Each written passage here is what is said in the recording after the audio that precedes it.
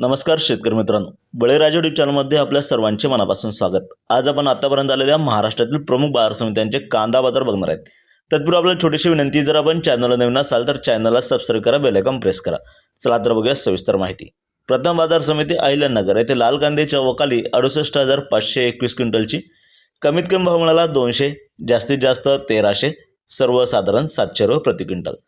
पुढील बाजार समिती लासलगाव विंचूर येथे लाल कांद्याच्या वकाली 11,305 क्विंटलची, कमीत कमी भाव मिळाला 500, जास्तीत जास्त 1301, सर्वसाधारण 1100 रुपये प्रति क्विंटल। पुढील बाजार समिती राहुरी वांबोरी येथे लाल कांद्याच्या वकाली 6,638 क्विंटलची, कमीत कमी भाव मिळाला 100, जास्तीत जास्त 1,500, सर्वसाधारण 1,000 रुपये प्रति क्विंटल।